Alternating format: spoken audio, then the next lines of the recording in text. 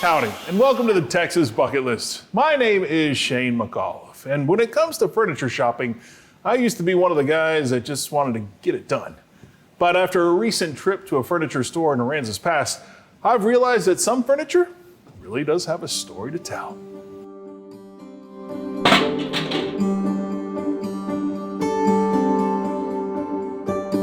In the coastal bend of the Lone Star State, life revolves around the sea. Fishing, fun in the sun, and sampling some Gulf Coast seafood is what most folks do in this part of the state. But for H Lancaster, he occupies his time with his craft that's more for the land lovers, creating furniture from all sorts of wood. I'm not going to put my name on something if it's not going to last longer than I am. This passion for putting together pieces of furniture that stand the test of time came to Herb over time as a kid. My Swedish grandfather used to always take over our garage when he visited, and so I, as a little kid, got to watch him making things and was always enamored by that. Herb opened his store and workshop in Aransas Pass in the late 2000s, and whenever the tourists happen to stop by, he knows how to get the guys interested in coming in. I never intended to have where I manufacture be where I retail. It seems a little unorthodox, but I'll tell you, it's so funny when people leaving Port Aransas and filling up the gas station next door, the wife sees there's something interesting there, and while he's fueling the camper or the boat or whatever, she'll come over here and she's like, oh, I just love this, it's wonderful. And anyway, I'm gonna go get my husband. And so he comes in and he's like, I'm ready to go home, or I'm ready to go have a beer and go fishing. He does not want to walk through that door. But when I get him that far and he sees the shop floor, he's like, oh, wow, look at that. They're actually building it here. Before Herb had a hand in building kitchen tables, chairs, and consoles, he was actually an extremely successful retail furniture manufacturer. And it all started with Dillard's department stores back in the late 80s. They want to be more like Nordstrom's. They, at that point, were like linoleum floors, glass case lines, drop ceilings, ugly stores. They asked me to come to Little Rock and asked me if I could build antique reproductions, and things just went crazy. I had like 3 employees at that point. Within 5 years, I had 100 employees. I know I went to the mall a lot in the 90s, but I'm trying to remember what the furniture looked like. Well, that's the goal. You're not supposed to remember. You're supposed to see the products. That's the skill set. It's like a museum. You don't go in to look at the displays. They have to be of the highest quality, and they have to function as intended and be durable because they're in a public, exposure. But that's the art form of store fixturing, is to see the product, but appreciate the interiors. And so that's what I did for 25 years. Herb's future seemed as sturdy as his furniture until everything came crashing down in 2008.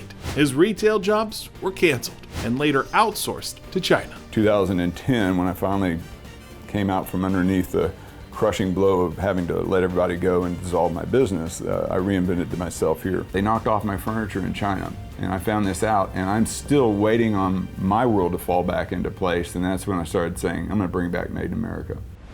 So this is where all the work's done. This is where it all happens. Herb now leads his team in building pieces that are put together right here in the Lone Star State, and most importantly to him, in America. I'm adamant about manufacturing in America because young men and women today without skills are finding themselves in places, I wouldn't consider productive or good for our future. If even for strategic reasons, the government said, it's better to put people in jobs, skilled trade jobs, than it is prisons, the military, drug rehab, the streets, and that's kind of where the only other place they can go, either that or play video games all day. I know that Wall Street and the concentration of capital says, no, we want our factories over here, but there's a price to pay, and it's more than the cheap goods and services we get.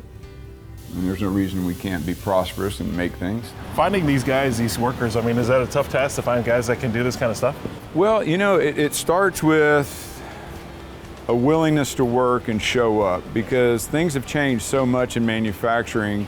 It's easier for me to take someone with a good work ethic and a good attitude and then train them the way we do things. Business grew for Herb over the years, but in 2017 he was dealt another blow when Hurricane Harvey hit the region. Harvey was interesting in my life.